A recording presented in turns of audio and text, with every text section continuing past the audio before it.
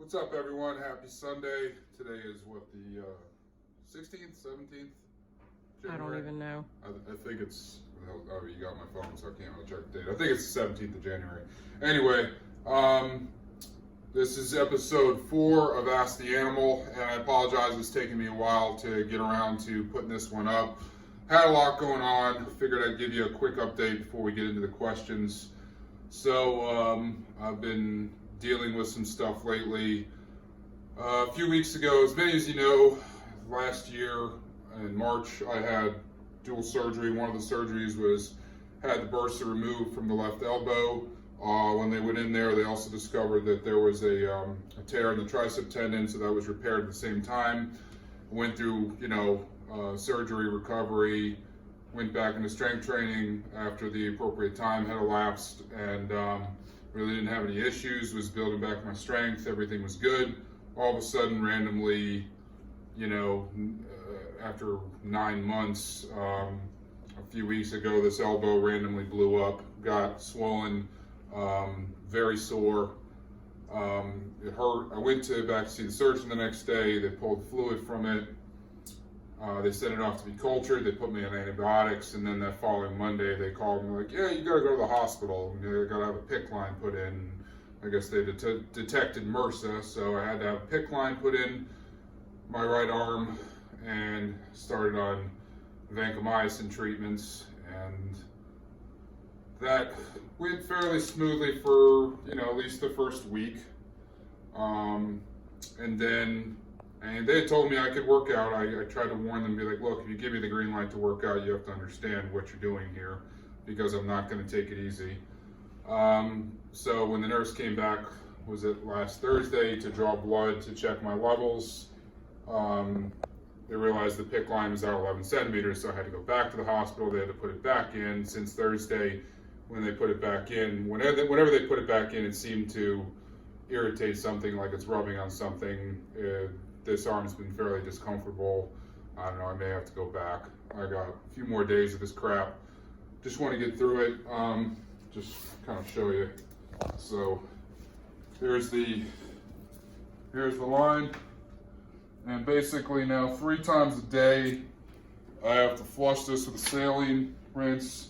I hook up this little dragon eggs, which has vancomycin in it. Takes about 2 hours for this to go in. So I set my alarm for like 4:30 in the morning, set that up, go back to sleep for a little bit, and then have to flush it, then do a heparin, then again at noon, then again at about 8 o'clock at night. So been doing that 3 times a day, and then they come every few days to check my blood levels and determine whether the medicine level needs to change. So been a good time. I'll be happy to get this behind me, but whatever, it is what it is. So move forward. And just a little aside, I got my first quarter stipend in from Core Nutritionals. Part of that was this hoodie. I really like this, pretty sharp. Check this out. Very comfy. It's very warm. Fits nice embroidery. These are available on Core's website. If you're interested, check them out. Also, Discount code. Yeah, I'll get to that in a second. A couple other new products that Core America Labs that I've started using. I've tried out their A-Bomb, which is a high stim pre-workout. If you're sensitive to stims, probably really not what you're looking for. But if you like stim-based pre-workouts, this is pretty damn awesome. The Alpine Pew Pew actually tastes pretty good. It's not too sweet. Which is one thing I like. A lot of pre-workouts have just far too much sweetener in them, but this isn't too bad. The other one, Full Metal Jacket, which is a phosphatidic acid supplement, also has betaine nitrate in it. Started taking this a couple weeks ago. I've taken supplements with PA in them, but none that had the betaine nitrate additive.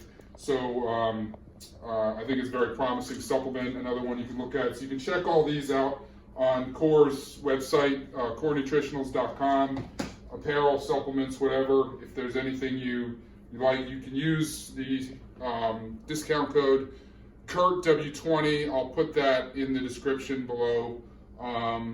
But yeah, you can use that code to get 20%. So anyway, on to some questions here. So first question, and before I get into this, a little shout out to the guy who asked this question, Omar. Last year when I was competing, I went to compete in Atlanta, and I was doing my little my pump work, and I don't know if it was the day before the show or the day of the show. I think it was the day before, that Friday. And there was a guy in the gym, and he came up to me and started talking to me and was just asking me some questions, and really, really nice guy. And he actually started following me on Instagram and kind of stayed in touch then. So, appreciate the support. But he had a couple questions here. So first one was, hey brother, was hoping you could give me some advice. My wife is not really big into fitness, but we're both trying to accomplish some more weight loss related goals. What would you recommend between a Jacob's ladder or an assault bike? We have a Peloton, but she is not in love with it. Use it as a necessity, but we need something which will probably yield fast results and improve on full body performance versus just a cardio machine like a stationary bike. So basically, between Jacob's ladder and assault bike, I would say neither. As far as the hierarchy of needs within fitness equipment, when you're looking at home gym equipment, you need to prioritize, strength training and functional movements first. Take care of your fundamentals, being able to do things like squats and deadlifts and lunges, presses, either some type of pull down or pull up. All of those things are going to come first. Strengthening your entire body, working on mobility. A Jacob's ladder or assault bike isn't going to achieve either of those. Basically, both of those are conditioning tools. The Jacob's ladder isn't even something that I'm a big fan of. It's a fancy piece of equipment you're going to see in commercial gyms. I think you can better achieve conditioning with a lot of other things that are A, not going to take up that much space, and B, aren't going to be nearly as expensive. Assault bikes are fine. They can be a complement to a home gym, but they're going to rank way, way down the road as far as priority. One reference tool that I would like to point out. Actually, last night I watched a video that Coop from Garage Gym Reviews did, and he talked about the 10 essential pieces for a home gym or garage gym. And so he kind of ranks in priority from 1 through 10 what you should get, and I think he's pretty spot on as far as the level of importance with different things.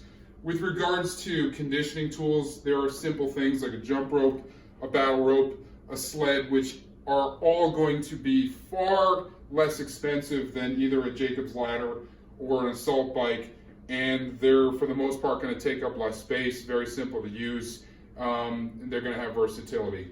But the thing is that with either of those two pieces of equipment, they're extremely one-dimensional. I mean, a barbell with weights, you can do so many different things with. So many things that are functional, improve strength in your entire body, so those would come far before those. So you got to look at your budget and the amount of space that you have, and figure out what's most important. But anyway, hope that helps. I'll put a link for his video in the description below. Next question here. For weight loss, if I can't get into a calorie deficit, what's the next best option to see steady results? And actually pretty simple. I mean, so when you're looking at weight loss, you're either increasing your caloric expenditure or decreasing your caloric intake. So if you're not creating a calorie deficit via intake, then you need to be expending more. The simple and long-term solution is build more muscle, because the more muscle you have, the faster your metabolism is going to be. Meaning, the more calories you're going to burn while at rest. It's going to take more calories just to support what you have. So more muscle is always, should always be a goal for pretty much everybody for a number of reasons, including metabolism. The other thing is, as far as increasing caloric expenditure, and that can kind of support that first goal, but would be you can increase your training volume. Adding a set of squats, adding a few reps on things, adding a conditioning finisher to your workout is going to increase your expenditure, which means even if you're taking in the same number of calories as you were before, you're burning off more. So, it's going to support weight loss. Everything else remains constant if you if you increase the amount of calories you're burning during your workout because you're doing more, your total work capacity is going up, then that's going to support weight loss. Also, if you're doing so via anaerobic strength training exercise versus aerobic, that's actually going to support muscle building, and that is going to be supporting your long-term goal of increasing your metabolism. So you're going to, getting two birds stoned at once. If anybody gets that reference, we'll see. Anyway, next question. Your opinions on meeting weekly calorie macro goals versus daily calorie macro goals. Is it important to reach daily goals, or would it be just as sufficient to focus on weekly goals when it comes to nutrition? I, without a doubt, think that you need to look at calorie intake and macronutrient goals as a daily goal, something that you meet within a 24-hour period. If you look at it from a weekly standpoint, there can be too much fluctuation. I mean, you could completely overeat on some days and undereat on other days, which is going to impact performance, could impact, how you store body fat, how your energy level is during a workout, and you can still hit your goals for the week. To use an example, so when I track macros, I have a spreadsheet, and that breaks it down exactly how many grams of protein, carbs, and fat I take in every single day. And then what I do is I have formulas within my spreadsheet that calculate the average for the week, the average protein, carbs, and fat. Now, during times when, let's say I'm having a day like a Saturday where I'm allowing a large influx of calories, where it's exorbitantly higher than every other day of the week. So I might be in a caloric deficit most of those days during the week, but I have that one day that's super high, and that works with my body. When you look at the averages, you can see how much that one day can distort the average for the whole week, and it becomes, what it does is it becomes very misleading, because even though most of those days the calorie level isn't very high, that one day makes it look like my average is well, it does make my average higher, but it's not very telling. So I think without a doubt, you gotta look at it as a 24-hour period. So hope that helps and answers your question. All right, question number 4. What do you think it would cost to open a gym to the public, one that would be successful and not have bullshit inside? Good question. It's a bit of a loaded question, somewhat complicated. I mean, there's a lot of variables involved with this question. I mean, first of all, it really depends on where you're going to be. One thing, and I was talking with somebody else about this recently. When it comes to gyms, when you're a gym that tries to accommodate everybody, it's very hard to succeed in doing so. I think that you have to find your niche and you have to have your identity. And one of the reasons that CrossFit has been very successful is that they have an identity. They understand who they are, they understand what they're about, and it's kind of like, hey, this is who we are, this is what we do, take it or leave it. And you're either on board or you're not. So you don't go into a CrossFit and look for bodybuilding equipment. You don't go into a CrossFit looking for ellipticals and shit like that. It's more based around functionality. It's more based around mobility. It's based around anaerobic endurance, workout of the day, etc. They know what they are. So first of all, I think you got to understand what's your identity, and you got to cater to that specific market. The thing is with gyms, there are certain things that waste time and space. Space and money, I should say. So if you're going to put a bunch of cardio equipment in, you need a lot more space, and you're talking about the most expensive pieces of equipment. And frankly, from my perspective, they're fucking useless. I mean, you don't need a fucking treadmill to get in shape. I mean, I can go outside and run the driveway, I can run the front yard, I can get battle ropes, I can do sled, and all those things, kettlebells. You're going to get in shape way faster than walking on a fucking treadmill. It is a waste of time and money. Treadmills cost $5,000 to $7,000, and they accomplish jack shit. So that's me. That's my opinion. So there's certain things you can leave out of the picture, and so the group that you're catering to has to be kind of on board with that. With that being said, let's just pretend we're looking at Blacksburg because that's where I live. I actually looked at what it would cost, for a public gym at certain points. I did some research. Are you going to own or are you going to lease? Personally, I wouldn't want to lease. I like to have control. If you are leasing, renting a space, you've surrendered control. And let's say you go and buy, $50,000, $60,000, $75,000 worth of equipment, and then they want to jack the rent up on you, or they don't want to rent you anymore. Well, you don't have control, so I would want to buy. You're looking at easily in Blacksburg to buy a pre-existing building, probably anywhere from several $100,000, up to $750,000 easily. And then you have to look at what needs to be done to make it a functional gym. Does it have actually an adequate bathroom in it? Does it have the adequate space? How much do you have to spend on renovating it? On equipment alone, I would say minimum, even without cardio equipment, you're probably looking at $60,000. The bigger you have to look at how many members do I need and what would I have to charge them per month in order to support your cost of doing so. But then the more members you have, the more stuff you have to accommodate them. So it's a little bit of a catch-22 in that regards.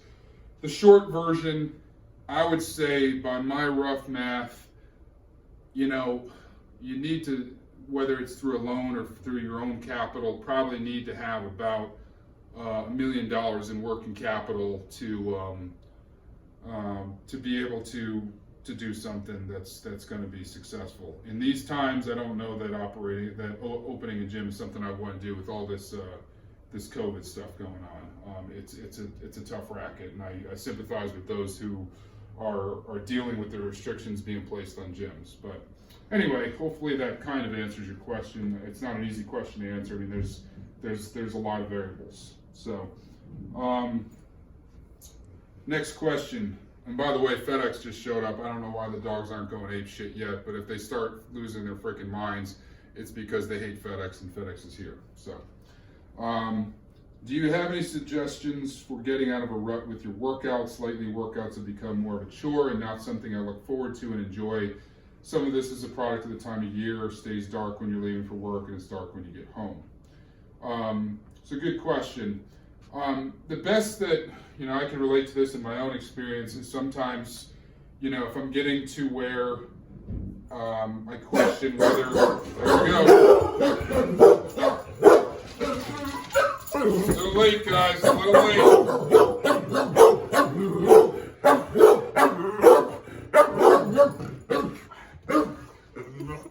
Can't see them, they're not here. Where'd they go? All right, thank you. Appreciate it. Appreciate your input. Back to the video now. Hey, calm down. Get a hold of it. Potato. Anyway, so I've had any time where I get in a mode where I'm feeling like, with respect to the goals, I'm not sure if I'm progressing. I'm kind of hitting a plateau, and that becomes frustrating. I think the biggest thing is if you're not enjoying your workouts, it's probably because you don't feel like you're progressing. Whenever you feel like you're making progress, you're eager to get into the gym and hammer away at it because it's like you see the benefits you're reaping from it. But when that stops happening, it becomes harder to look forward to. If things hurt, or if you're not seeing the weights go up, you're not setting PRs. So the quickest solution for me is that I say is switch gears. Whatever you're doing, switch gears. If your workouts are based around strength and power, and you're not, unless you're an actual power lifter and you're on a specific block to train for a competition, that's a different story. But for me, like let's say I've been trying to, elevate my squat or deadlift or something, and I'm hitting rut. I just go in there. I'm like, all right, I'm going to do something completely different. I'm going to just take the weight down and I'm going to hammer out sets of 20. I'm going to do like 5 sets of 20, keep the rest low, and do for a different style of workout. throw some different things in there that you don't do. You know, maybe you throw in some Olympic lifts or like a different type of conditioning exercise. You know, I usually, when I feel like I'm in a rut, the best thing for me is to go up tempo. And so, you know, maybe you throw in some one-arm dumbbell snatches, or maybe throw in, you know, a different conditioning thing, or a circuit. Anything for me that makes me feel like I did more is I get more of a, even if it's just a psychological benefit, where you can walk out of the gym and be like, hey, I accomplished something. Because maybe I didn't feel like I was accomplished something in terms of strength before, but if I walk out and I feel like, yeah, I got a really good workout, then, you know, that's going to be a benefit. So just change it up. Do something different. You know, use some band tension.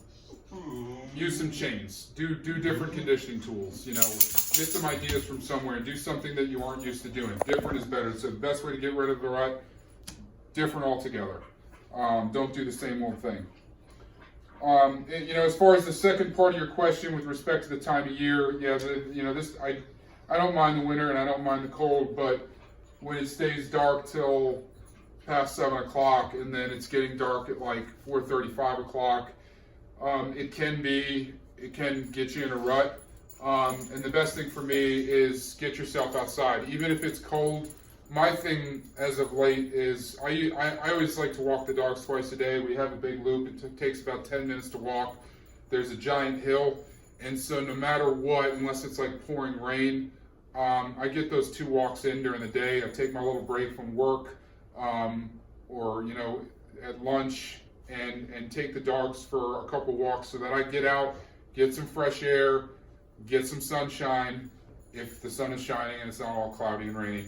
And that just, to me, helps enough.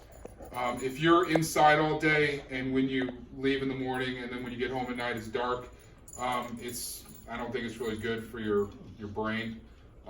Some people may not be able to help that because you might be going to a job where, you know, you don't have a choice to get outside and walk. But if you can just get out, even just for 5 minutes to go be out in the fresh air, be in the sun, even if it's 10 degrees outside, I think that's, you know, don't be cooped up like a hermit in your house.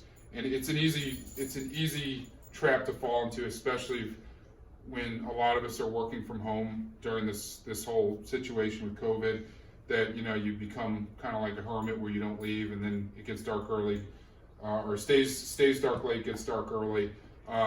Force yourself out of that. Make yourself get outside and do something. So, last question. One of my buddies saw a video that I posted yesterday. I was doing hack squats. I really like hack squats. Great leg developer. But he noticed that I was using a hip circle on it and kind of asked the benefit of that. And so it wasn't, well, most of the time you put a hip circle on is to get yourself to engage your glutes more. I mean, it forces you to drive your knees out, and, you know, you're engaging your medial glutes more. That wasn't the reason I was doing it on a hack squat. So I've been dealing with some knee pain on the inside of my knee, and if I didn't have the issue with my knee, I could actually be able to do considerably more weight. And so I did a whole bunch of sets yesterday, and for whatever reason, on my last set, you know, I was like, I'm gonna do a set of 50. But I was like, you know what? I'm gonna put the hip circle on. I just want to see. It was kind of an experiment. I put the hip circle on to see if it helped with the knee pain, and interestingly, it did. I did not get the knee pain in my right knee when I was using the hip circle, and I'm going to experiment by doing more of my leg-based exercise. I haven't tried it on leg press, but I have used the hip circle when I do thrusters, and I do like that. Sometimes I just have to do a better job of remembering to use it, but, you know, I would definitely suggest giving it a shot. I have used it on squats a lot, and I like that, especially for warm-up. So anyway, Dylan, great question there. Appreciate you asking that. So anyway, that's all we got for today. But if anybody has any questions, that you want answered here. I'll try to do these sessions as often as possible, and you can ask questions about, it could be about workout, it can be about supplements, it can be about home gym equipment, whatever you want, about crazy 14-year-old Dobermans. Anyway, subscribe to my channel. Appreciate the support, guys, and have a great week.